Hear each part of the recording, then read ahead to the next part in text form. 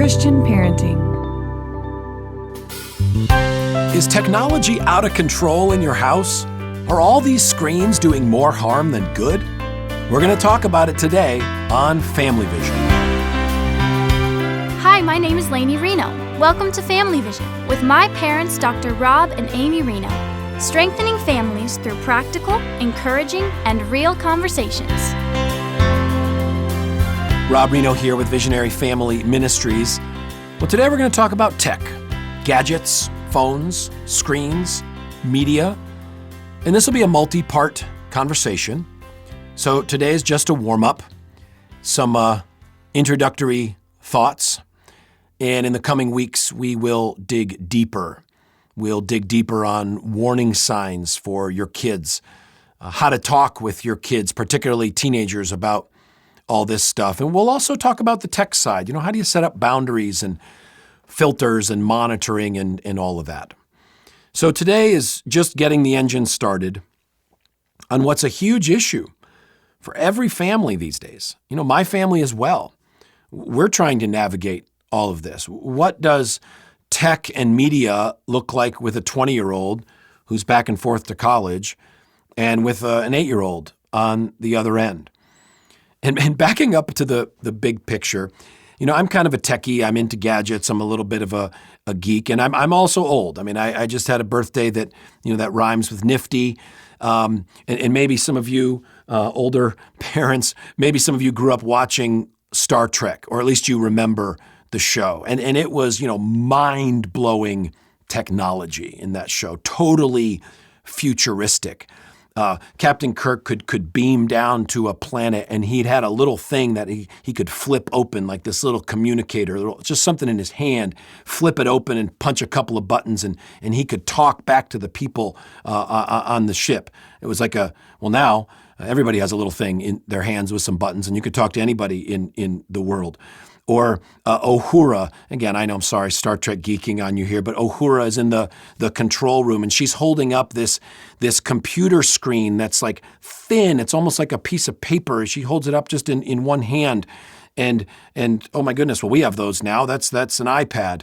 Uhura also, she had that little thing sticking out of her ear, and that was her communication headset. And she's talking to everybody all over the place with this little thing sticking out of her ear. Well, we have those now, Bluetooth headsets, and even on Star Trek, they could do a live conversation through video monitors, like a video phone call. And here we are, everybody in their pocket now can make a FaceTime call or a Skype call. All this stuff our kids are growing up with technology that when I was growing up was completely science fiction.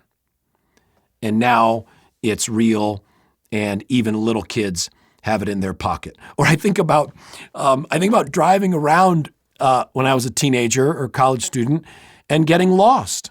Couldn't figure out where I was. Maybe I was on a trip.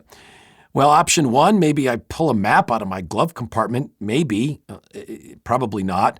I'm going to have to stop somewhere at a gas station or a store, and I'm going to have to ask directions. And if they don't know, I've got to use this thing called a pay phone. I got to put money in it to call someone and find out where I am.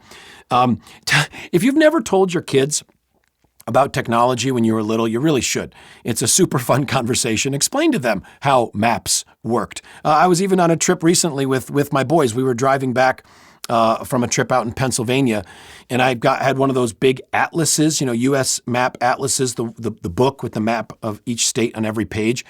And I gave it to them, and I said, all right, I want you guys to kind of follow along where we were. They were fascinated that on this paper thing, they could actually track along with where they were. Now, the problem is all this tech is supposed to make us more intelligent, right? It's supposed to give us more information and let us do more, but it has pretty serious effects on the brain.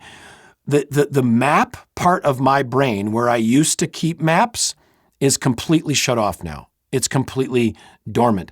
I'll be driving around town, and I'll put my destination into Google Maps, into my phone. It's not that I don't know how to get there.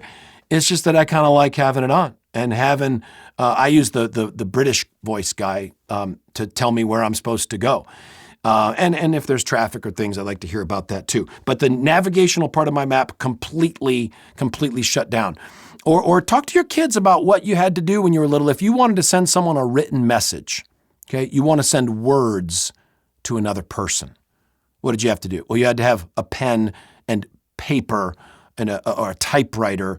You had to put it in an envelope with a stamp and put it in the mail, and a week later they would get it. And I know we had, telegrams and things like that. But all this great new tech, changing our brains, changing the way we communicate, changing how we relate, giving us access to the world of information, which is a lot of blessing, but it's also access to a world of pure evil and addiction and perversion and everything in between.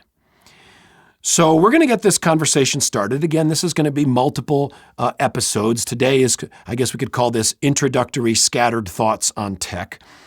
But before we talk so quickly about helping our kids navigate this challenging world of technology, I think we need to talk about ourselves a little bit. That a healthy family's relationship with technology starts with parents. We're going to need a whole lot more than, okay, kids, shut your phones off. This is all of us. We can't lead our kids in a direction we're not going in ourselves. Now, what do I mean here? I'm sure I've shared this story with you before, but maybe you have a child and, we're on them. Hey, why are you always walking around with your phone? Why are you always walking around with your phone? Well, I had a situation with Rush. Rush is now 8, but he was 2. And I was holding Rush and walking around the house. So I've got him in my right arm. And in my left hand, I had my phone. And I was checking my email and checking news and checking sports and whatever. And Rush is trying to talk to me. So my 2-year-old, he's like, hey, Daddy, this. And hey, Daddy, hey, Daddy, hey, Daddy, what about this? What about this? And I'm saying, yeah, yeah, yeah, because I'm checking my phone. So Rush reaches his hand across my face, grabs my cheek on the far side of where he is, pulls my face in his direction, looks at me straight in the eyes, and says, Daddy, look at my eyes when I'm talking to you. Oh my goodness, where has he heard that before, right? Obviously, Mom and I have said that to him before, but here I was doing the same thing to him. So my little 2-year-old's trying to talk to me. I am not giving him the time of day. I am treating him with such disrespect. Why? Because I'm lost in my screen and lost in my phone. So we need to navigate some of this stuff as parents, as adults. Do you have to take out your phone every time it beeps or buzzes? Oh, wait, hang on a second. Let me see who this is. Now, I'm struggling here, and I'm learning, and you may be different. But if my phone is on me, I'm probably going to be looking at it every few minutes. So I need that thing away from me, in another room, in a drawer, or leave it in the car when I come home from work.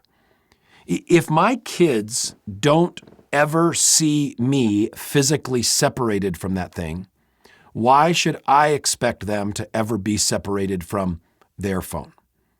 There's so much we could talk about here. It's not just about phones. It's also about media and our media consumption. Think about your DVD library. Okay, you've got a stack of DVDs in a cabinet. You don't have a DVD player anymore, but you got a stack of DVDs in the cabinet. If we were to do a scan of those titles, or your 10-year-old were to go in and scan those titles, are those movies honoring to God? Would I be proud to watch these movies with my kids?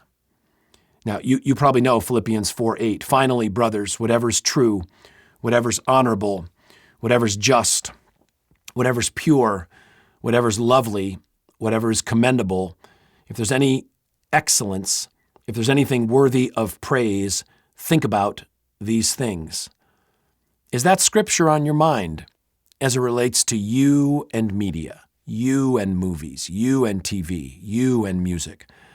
I heard a pastor, my pastor of my home church where I grew up, Jay Abramson, he, real quick, just to help you memorize this verse or remember this verse, he says, you always want to take a turnip leap, TRNPLEAP, turnip leap. True, right, noble, pure, lovely, excellent, admirable, praiseworthy. Got that? You need to take a turnip leap, TRNP Did I get that right? Yeah, L-E-A-P. Okay. How about this? Let's get into the 21st century. All right, nobody watches DVDs anymore. So let's look at our recently watched queue on Netflix or Amazon Prime. What's in your recently watched queue on Netflix or Amazon Prime? It says a lot about our hearts. When our kids open up Netflix, that's what they see. If they open up Amazon Prime, that's what they see. I had a parent say, oh, Rob, well, don't worry. I go in and delete my recently watched stuff so my kids don't see it. Oh, well, that's great. So now we're watching stuff that may not be that honoring to God, and we don't want our kids to know about it, so we're hiding it. I think that's 2 strikes instead of 1, but maybe I'm missing something. Here's another one. We can't lead our kids in a direction we're not going in ourselves when it comes to our conscience. Do your kids ever see your conscience on display? What I mean by that is, do your kids ever see you shut something off that isn't pleasing to God and you don't want to watch it anymore? And here's the classic example. I think every parent has experienced this, and we actually keep making the same mistake over and over again. We're looking for something to watch as a family. So we're scrolling Amazon, we're scrolling Netflix, we're scrolling Apple or whatever, and up comes a movie that you watched when you were a kid, and it's PG. And you say, wow, I remember watching that movie when I was a kid. That was an awesome movie. That was like a good family movie. We watched that. I don't think there was any garbage in there. So the kid's like, oh, we're really going to watch this old movie. Yeah, it's going to be great. Trust me, it's going to be awesome. Well, you play this PG movie from the 80s or this PG-13 movie from the 90s, and in the first 5 minutes, something rather disturbing comes up on the screen, and you're like, whoa, I didn't remember that. And here's this question. Do you just keep it going? Do you cram that conviction of the Holy Spirit that maybe you chose something that isn't going to be healthy for the family to watch? Or do you say, hey, you know what, guys, let's turn this off. I made a mistake. I obviously forgot some things in this that are not going to be pleasing to God, not good for our family to watch.